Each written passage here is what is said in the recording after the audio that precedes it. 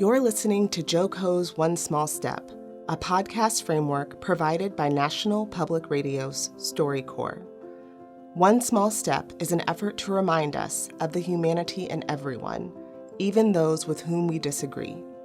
Each episode brings two Johnson County, Kansas strangers with different political views together to have a conversation. This episode is presented by United Community Services of Johnson County with support from Resurrection, a United Methodist church. In this conversation, we'll hear from Melissa and Lisa. Melissa, a conservative libertarian, is a tech-savvy grandparent in her mid-50s who says her Christian faith is important to her and shapes many of her opinions. She's been married for 31 years and has 3 grown sons and a granddaughter. She enjoys running half marathons, golfing, and cheering for the Chiefs. Lisa, a liberal Democrat, says her values are strongly influenced by her parents' dedication to helping others. Before Lisa was born, her parents spent 4 years in Africa with the Peace Corps. Every holiday involved inviting an immigrant family to their table. Lisa is currently working on her master's degree in bioinformatics and is a married mother of 2 girls. Let's listen in. What made you want to come here today and do this? So I've lost a couple of people in my life recently due to politics and not being able to even have a really just generic conversation. And one of them, she was my best friend for 10 years. Wow. And I just think we can't live like this as a nation. And, the only way we're going to be able to stop that is if you and I sit down and we have a conversation and we talk about our similarities and we also talk about all of our differences and we just appreciate who the other one is for whoever they are and wherever they came from in their background. And, I think if we did that more as a society, I think we'd probably be in a better place. That's a really good answer. Maybe I'd have my best friend still. I don't know. So, what made you decide to come here today? I'm asking myself that question right now. Well, when Adam talked about it in his sermon, it sounded like a good idea. I have 3 sons. I have one who is, as left of Bernie Sanders. I've got one that's, right of whoever on the other side. And so we just got things we don't talk about.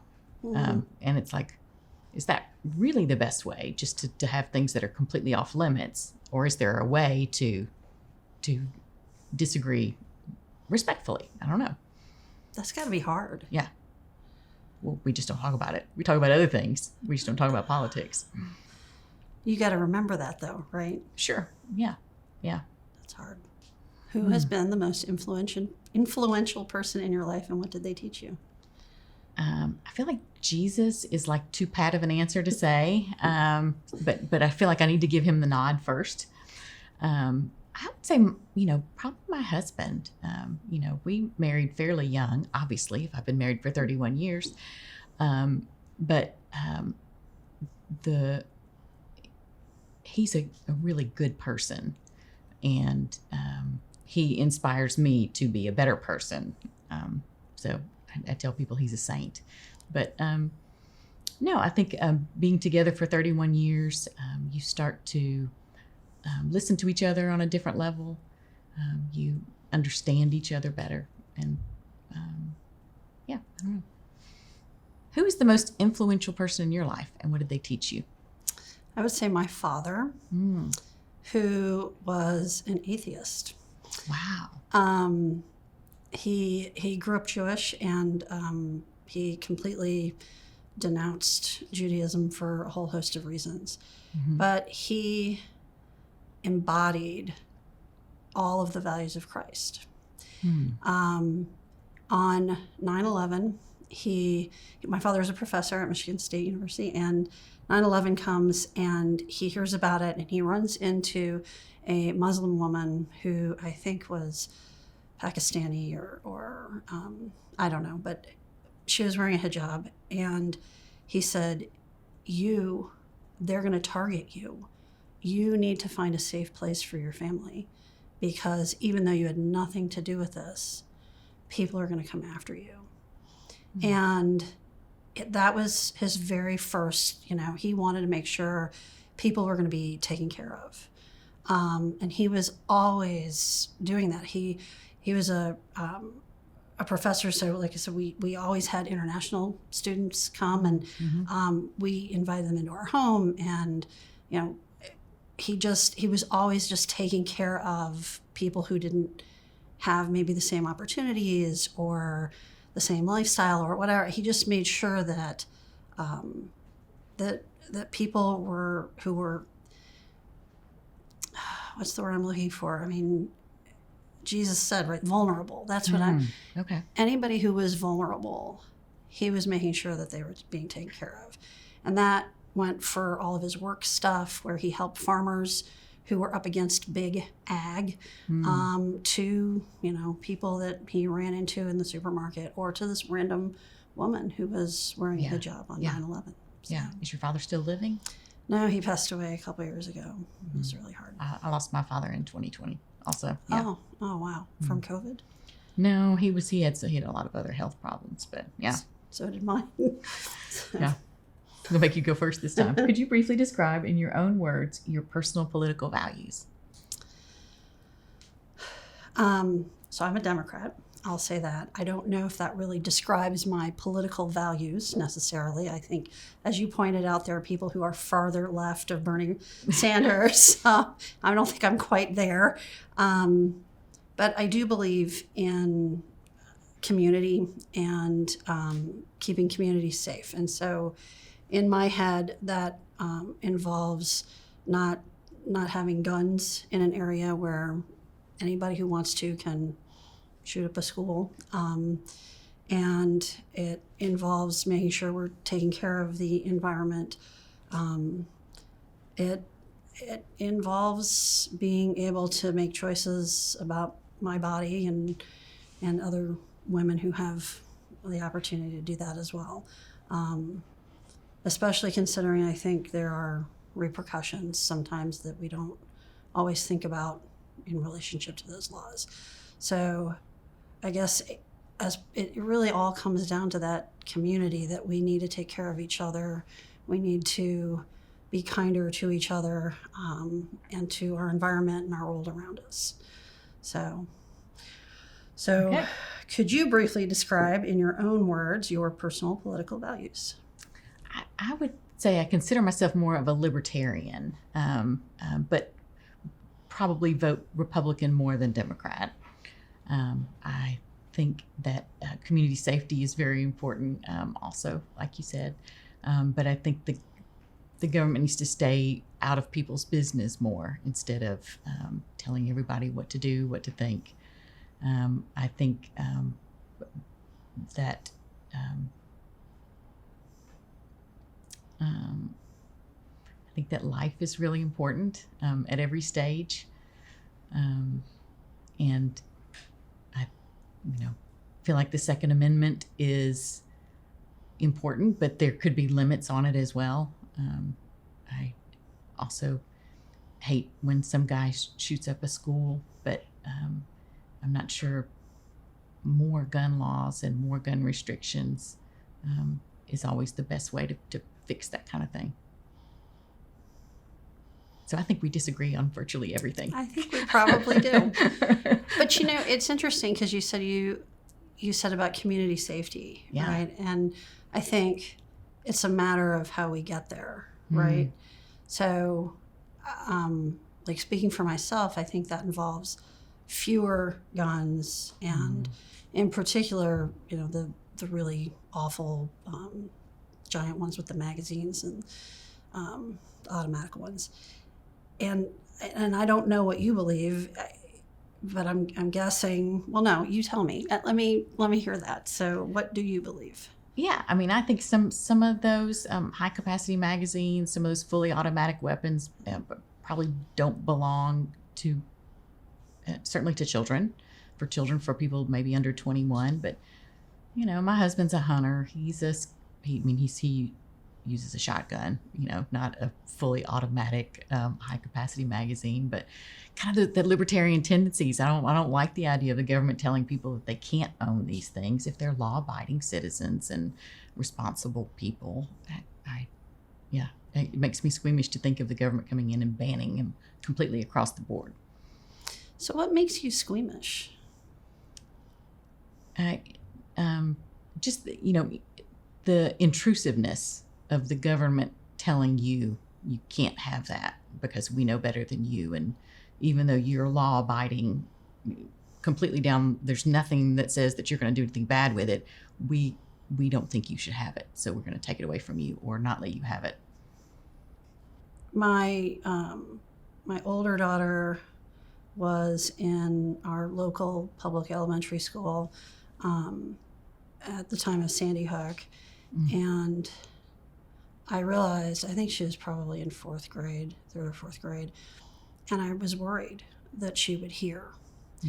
And I mean, I remember that conversation just like I remember where I was on 9/11. And I just tried to tell her that she would be safe, and all I could think of was, I can't guarantee that. And then I think about all of the other ones that have happened since then, and it wasn't that long ago. I don't remember the one in Uvalde. My younger daughter, now much more grown, came up and to our bedroom, and she found me crying that night. And I thought, how much time has passed, and we're still in the same place. And I don't know what the answer is, because I believe in shotguns. I think your husband should go hunting. I love that idea. Yeah. And I have benefited from people with shotguns, with deer meat and stuff. I just have such a hard time with anybody owning something that could kill so many people so quickly. So, and I think mainly because of my children, because I just can't even imagine. So. Right. Well, I mean, you bring up Sandy Hook and Uvalde, and those are terrible tragedies and terrifying. And I hate that our country has that in our history, and I hate that our children have that in their thoughts. And I know that that causes a lot of anxiety and a lot of fear. I'm just not sure that I'm ready to sign up for a bunch more laws that might not make a difference. I mean, it seems like a lot of these guys, it's a mental health issue that brings them in, and they don't necessarily have criminal backgrounds that would keep them from legally getting a gun. Now, obviously, there's already laws on the books that you're not supposed to shoot people. You're not, and I think it's more complicated than just banning guns, but I would love to see some common sense things happening. And I maybe could even get there with some of those fully automatic high capacity things. And honestly, if that was truly the only thing that you and I agreed on when it came to guns, I think I would be pretty good with that. I mean, that to me is my biggest sore spot. Okay. So, I mean, if somebody wants to own a handgun, I'm not a fan of that, but it's not the handguns that are killing all of those kids or anybody in all, the ability to kill a lot of people really quickly. Yeah. I think that's to me the big issue. And I just think about my kids. Yeah. So, right. Yeah. Anyway. Okay. Is there something about my beliefs that you don't agree with but still respect? Well, you want to move on from guns to something else? Yeah. Well, tell me, you were talking about your friend from 10 years, best friend that you guys had this falling out. So what was the issue or issues? I mean, were there? She's white, and she adopted a Guatemalan child. Okay. She called me when my daughter and her son were in preschool together, and she said, our kids have to have a play date because your daughter can't nap next to my son at nap time. And I was like, why not? She goes, well, she's singing him to sleep. And so we became very fast friends. And so, he was probably the only child of color that most of my kids, that our kids knew most of the time. There were certainly times when we knew other kids of color, but so I'm trying to remember. Portland was having all kinds of protests and stuff related to racial differences, and her son said something about they're arresting all these people, Mom, and now he's I don't know 12, 13 or whatever, and she goes, oh well, they're only arresting the guilty people, the people who've done bad things. And I couldn't help it. And I said, and some innocent people. And I'm sure that this happens at every protest, no matter what the protest is, right? But I had gotten the feeling that she was ignoring the fact that her son had a different color skin than she did, and eventually, if not already, being treated potentially different than other kids. I'm friends with a black man who said he had the conversation with his black son about what to do when the police pull you over, hands 10 and 2. And, this kid isn't that dark, but at night might be, and he's old enough to drive.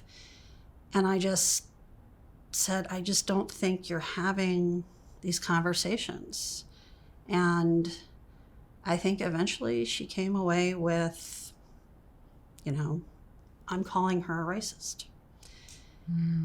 And I don't think she is, but I don't know if she was acknowledging how much race plays a role in our lives when we're not white. And going back to school, I've met a lot of people who are not white, and they've told me stories of things happening. So I don't know. I think about her and her son a lot.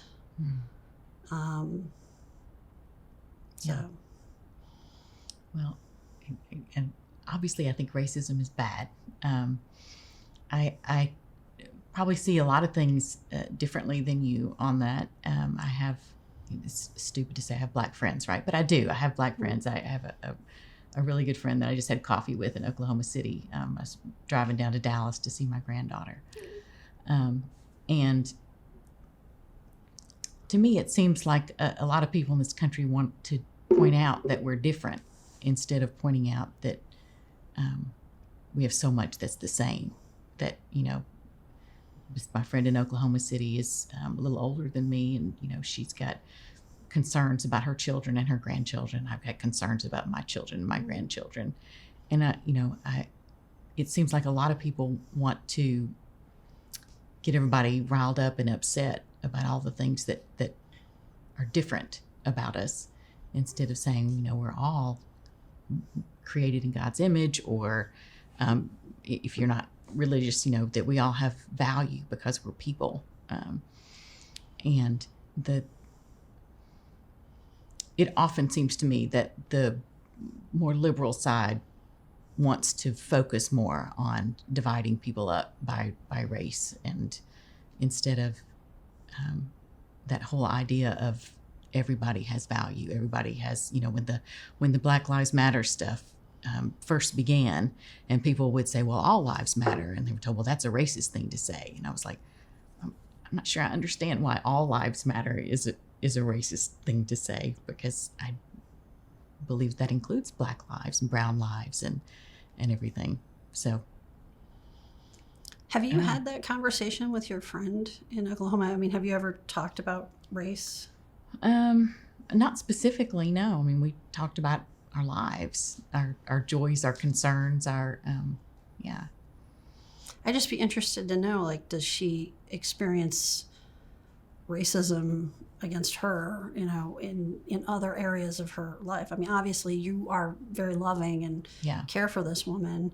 And so I certainly wouldn't, you probably aren't the cause of that, but I just wonder if there are other places in her life where that's a potential issue.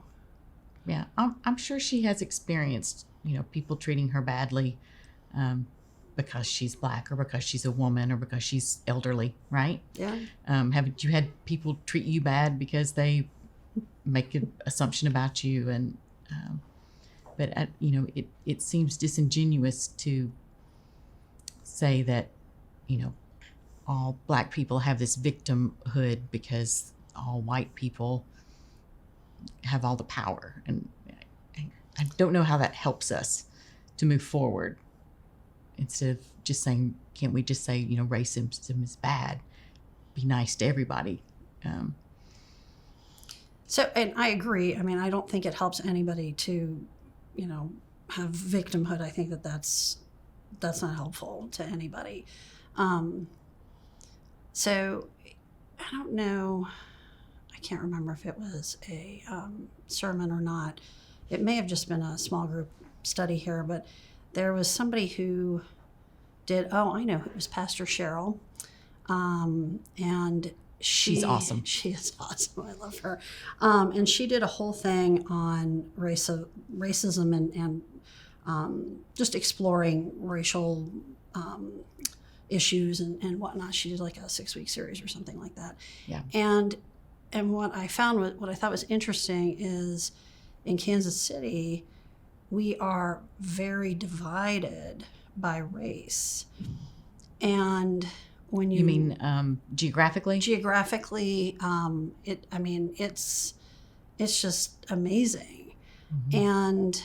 And I think and we can say, you know, we're all the same, except that the people in those areas, mostly in Missouri, their schools aren't as good. Mm-hmm. And there are a lot of reasons behind that, you know, all kinds of bizarre things where white families back in the 60s and 70s decided to leave the area and create their own private schools, you know, and so now you've got a public school system that I don't even think they're accredited. Right. And I just think, you know, I value the people that I have met who are not my skin color, both brown and Black and everything in between. And I think we don't have those same opportunities. You know, my kids went to a really good high school. I don't know if there's any high school on the Missouri side that does the International Baccalaureate. I am hoping that my younger daughter is going to be able to have that opportunity. And I just think you're right. All lives do matter.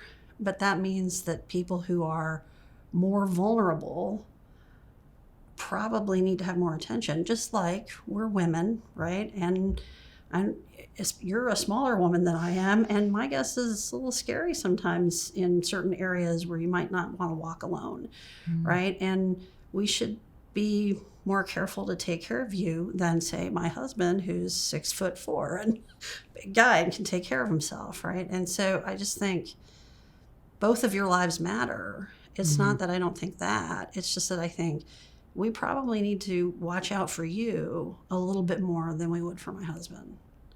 I grew up white, pretty middle class. You know, we had a few Black kids in our neighborhood that we're friends with and everything. We get to high school, and this was in the 70s, and they had. I grew up in Nashville, Tennessee. They had Black children that were bused in from North Nashville, and there kind of became this divide between the us and the them. And I remember seeing a friend of mine named Cammie, who lived around the corner from me, who suddenly is doesn't fit in either world, because she doesn't really fit in with the black kids who are bussed in, because she grew up in this suburban, and they had, probably not as good a background educationally coming in. So there were some deficits there. And we did very little to try to mix with them, and they did very little to try to mix with us. And, were there opportunities missed there to make friends and to get to know each other? Sure. But it was just kind of the way it was, and we accepted that. I think my husband had a very different experience. He grew up much poorer than I did, and he was actually a kid that was bussed around a lot. So he went to 6 different elementary schools wherever they needed, a bus full of poor white kids that year. So he learned things like, the first week you're going to get in a fight, but it's important because you got to prove that you're willing to fight, and then people leave you alone.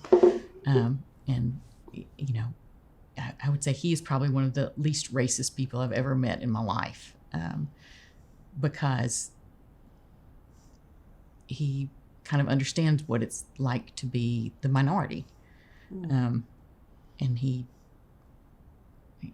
I know it's stupid to say he doesn't see color, but he really, when he meets somebody, it's not really the first thing that goes in his mind is, oh, well, that's a black guy, so that's something different. It's, I don't know, he inspires me. I can tell. How about your background? Okay, so it's eerily the same. Okay. So, all right. I grew up in Lexington, Kentucky. Oh, okay. I grew up in Nashville, Tennessee. There So you yeah, go. yeah. So, so there were 3 high schools. There was the ultra rich, all white high school, public. Mm-hmm. These are public schools. Mm-hmm. There was the all black, very poor school, and then there were, there's us, the sort of the middle class school, and the black kids who were overflow would be bussed in to sort of meet the quota. Right. And Michelle, who was, I don't know, a couple of blocks from us, and who happened to be black, she did not fit in. Yeah. And she was the only black kid in all of our AP classes. Yeah. All of the other ones, they would be out. Now, this is Kentucky in the 80s, early 80s, and they were smoking. And they'd all be out there smoking. And there a handful of white kids too, but mostly black kids. And that was, you're right. We never made much of an attempt to do anything about it. Yeah. So because my dad was a professor, we had all of these people who would come in from all over the world, and they would show up at our house, and I met people who were highly educated people of color.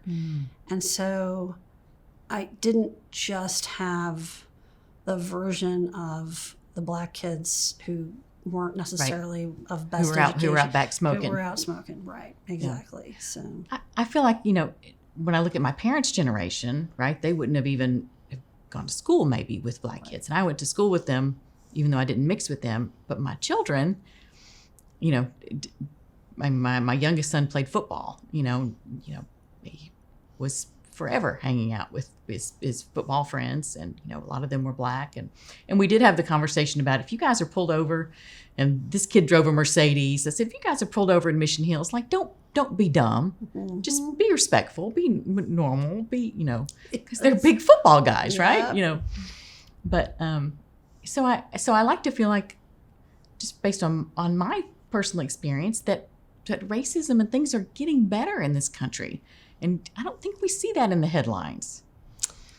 I would agree with you on that. I do think that headlines are exactly that, right? Like they're sensational, right? It's all about how many people are going to read this, whether it's newspaper or radio or TV or whatever, and Twitter. I don't know what you read, but it's all about the thing. And so there was a while there, and I haven't had a chance to really read a lot of news in the last year because of school.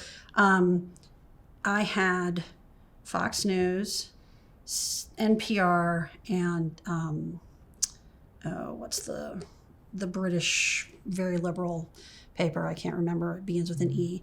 In any case, and I would read them all because the headlines were dramatically different. Yeah, right. It'd be like, is this the same day? Exactly. Because they're not covering any of the same stuff. Exactly, right. And because everybody wants to fit their narrative. Right. And so it comes back preach down to their choir. Yes, exactly. Yes. And so this is kind of like what you and I were talking about earlier, is we got to step down away from the choir and have these conversations, because I think these are the conversations that are reality, right? Those headlines, right. I just don't see them as real. Right. The headlines, and then the internet trolls that sit on their computers and say horrible things. On both sides. Who probably wouldn't sit at a table like this and say that to your face. But, you know, I'll call you ugly names, you know, at home in my pajamas. Well, so my boss has rules now in place where if you are on a call with somebody, if there's, I think, less than 4 people or 4 or less people, you have to show your face. And if there are more than that, then you have to show your face while you're talking, right? Because it's so much harder to say something to somebody whose face you're looking at. Right. Yeah. And I think the media really enjoys kind of getting people outraged. Yeah. It's all about what can we say that you know, fits our narrative, that doesn't humanize the other side at all. Yeah, that's actually really important, I think. I mean, have you ever experienced seeing somebody being treated as inhuman? So I think I said earlier, my father was Jewish, and on his mother's side of the family, we had cousins who came over after being in a concentration camp. Wow. It was 2 sisters and their mother, and the 2 sisters had basically saved the mother by they worked in some kind of a war factory or whatever and making widgets, and the sisters would make more widgets to hand off to their mother so that they all survived. Wow. And after my dad died, I found these recordings where he had interviewed the one remaining sister. Yeah. And she talks about sort of that in the dehumanization, right? You know, you can't. Everybody dresses the same. Everybody, you know, walks in the same line or whatever. And obviously, we don't see that kind of thing going on. Well, one would hope, but I do think sometimes it's easy in those headlines, right? The headline says, you know, so and so is a horrible person or whatever, and then that makes that person not necessarily so human anymore. Right. Yeah. Do you ever feel troubled by people with the same beliefs as you, i.e., people from your own side of the aisle, and how they communicate those beliefs to others? Oh, sure. I mean, there's nutty people on the right. You know, there's just a whole bucket of them. Specifically, people that bother me, people who think the vaccine is going to change their DNA and make us all Chinese robots. I don't know. People who think a 10-year-old rape victim should carry a baby to term. I don't. That bothers me. People who break into the Capitol because they think something entitles them to do that. Those people. I'd put those are 3 buckets that I'd say I don't like those people. How about you? Are there people on your side that you disagree with, that trouble you? Yeah. I think, you know, anybody who says, you know, you should be able to have an abortion at any time, no matter what, right? I'm like, that. No, that's not okay with me. I mean, unless there's something seriously wrong with that baby, there's got to be a cutoff somewhere. I don't know what that is, but those people I can't. That's just something I disagree with. And I think sort of how they communicate those beliefs to others. I think what sometimes happens, and I see this on both sides, but I know from seeing it on the left that you end up with people who have these sort of moderate views in a protest or a march with people who have these wildly crazy views. And it's the crazy people who get all the attention. Mm-hmm. And we've lost that maybe, even let's say 75% of the protester group or whoever, that they're the moderate ones, right? And it, whether it's abortion or guns or climate or whatever, I have a hard time with that because those people, they're getting headlines, right? And I want that group sort of squinched together. I want to say, okay, you guys stay over here, and everybody else gets to actually say what's going on in their worldview. So, right. I think most cops are really good and serve and protect. And I'm a big back the blue. We have a really good friend who's a cop, and he's a sheriff in Harris County, Houston, Texas. And we've met several of his friends, and I think they're heroes in lots of ways for things that they do. And I hate kind of the demonization or the headlines that cops are all racist and cops are all bad. Well, it comes back to that, the dehumanization of that.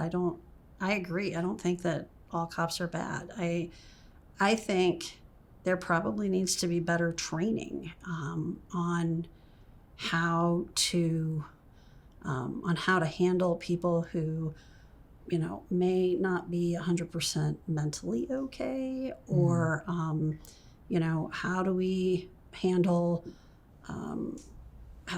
people who don't look like us, whatever that is. I think I read somewhere, and I don't know, I could be completely making this up, so maybe I should. I'm just not going to say it. No, I'm not going to make it up. I don't have my phone. You can make stuff up. No fake news. So at least not coming out of my mouth right now. So, I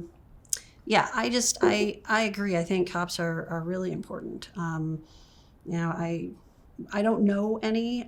I think just from the world that we live in, but just from seeing people around. We live in Prairie Village, and there's always cops hanging around. So. And they're always nice. Yeah, they are. They're very nice. I agree. So, all right. So we only have 10 minutes left. Okay. Is there anything you learned about me today that surprised you? I guess I was kind of surprised that you would be okay with some limits on abortion, because it seems like people who are pro-choice don't like the idea of limits on it, and so that kind of surprised me. Our granddaughter, our 2-year-old granddaughter, our son and his wife were not married, so they came they're both in college on spring break of 2020 to tell us that they were pregnant, and I remember my first thought being, I already love this baby. So for me, I was surprised to hear you say that you can be pro-choice and still say that, that abortions shouldn't all be okay. No. And it sounds like your husband or your son and his wife they love this child too. And so I'm glad that happened.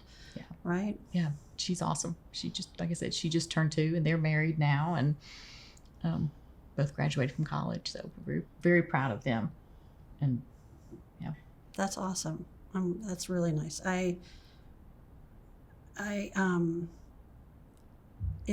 me, it's so important that we look at that moderation, right? And I mean, that's sort of why, like, on the one end, 6 weeks, like, most women don't even know they're pregnant, right? On the other end, your belly's out to here, like, you can't do that. Right.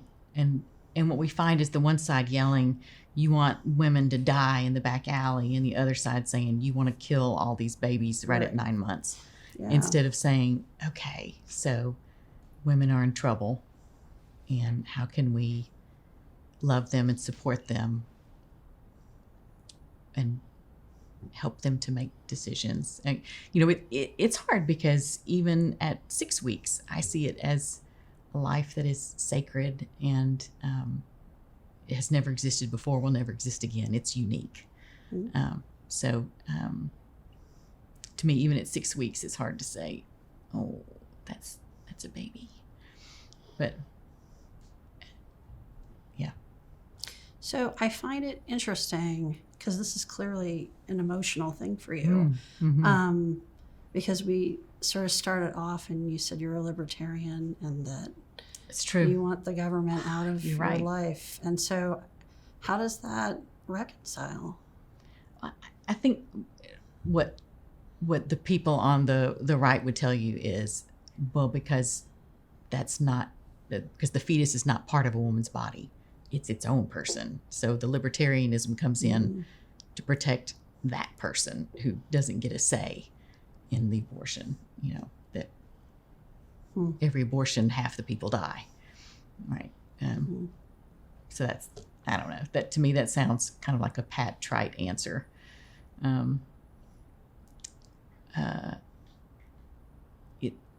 think it comes back to, how do you value the woman who is in this impossible situation, difficult situation,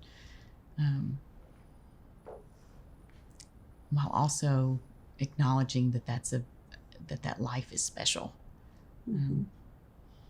So, yeah, I don't know. Is there anything you learned about me today that surprises you? Other than that, I'm delightful. You are delightful. I really enjoyed this. I really have. Well, no, actually, there were two things. One, it was surprising that you, despite the fact that you just said that all life is precious, and before that you said that you didn't necessarily think it was okay for a 10-year-old girl. I know, right? The rape victims, the incest. Yeah, right. It's hard to. It's hard. Yeah, it's hard I struggle. To weigh. Yeah.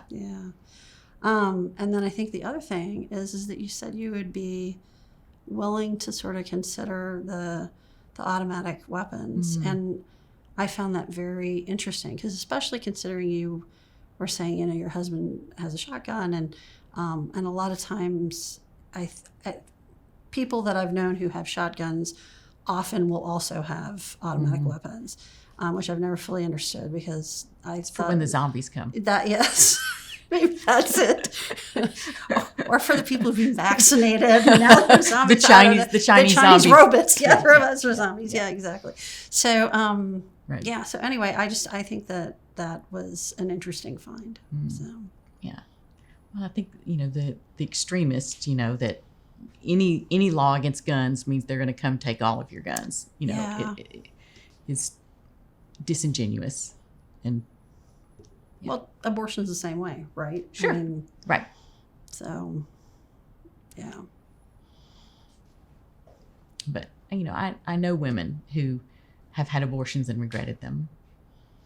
I'm not one of them, but it's very troubling to see celebrities now, like, touting their abortions as a great thing,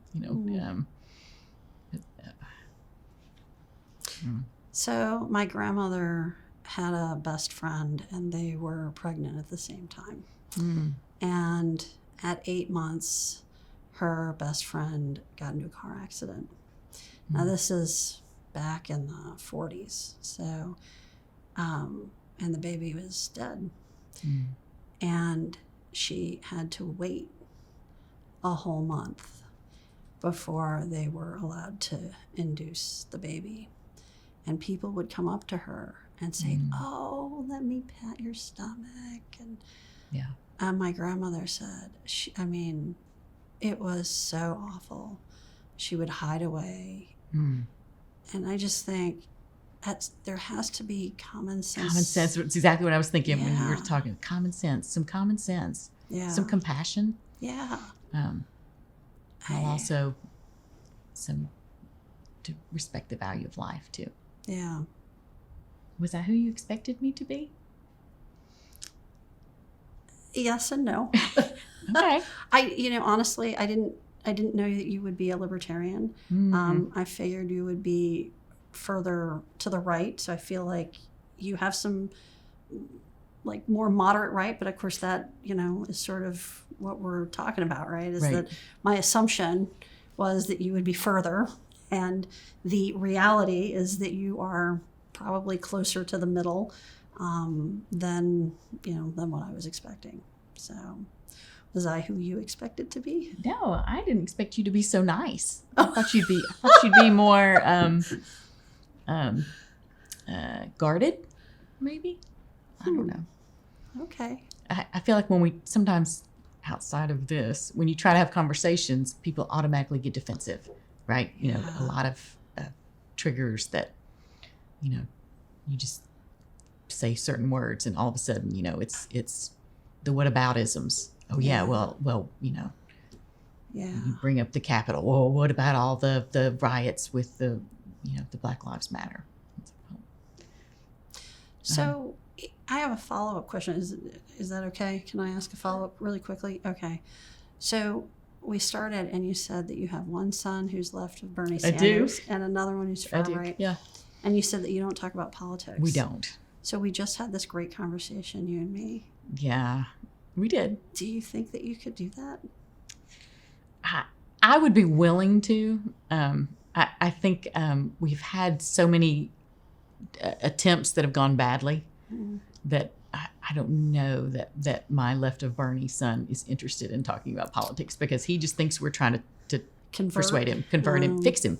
We're trying to tell him he's wrong, because obviously we think he is wrong, but he's the one who really doesn't want to have the conversation at this point, and partially because of mistakes we've made, not because he's so. Do you think you could take this rubric and maybe if it wasn't just like the whole family, but just sort of maybe you and him? Yeah, maybe if he hears this. Yeah, I would be curious as to how he would handle this. Yeah. What do you think your best friend, if you took this to her, could she hear this? I think she would hear it, but I think to your point, there's history, right? And I know I've made mistakes, and I think that history might be too much. Yeah. That might take precedence. That theory of being sunburnt. Yeah. That if I walk up and pat you, that's right. If you're sunburnt, that hurts. Yeah. Yeah. But. Yeah. All right. So we're gonna go get coffee sometime. I think so. Best one you've had. Best one. Here, cheers. Thank you for listening to this One Small Step conversation, presented by United Community Services of Johnson County. UCS provides data analysis, collaborative planning, and resources to enhance the availability and delivery of health and human services in Johnson County, Kansas. For more information, visit ucsjoco.org. This episode is made possible with support from Resurrection, a United Methodist Church.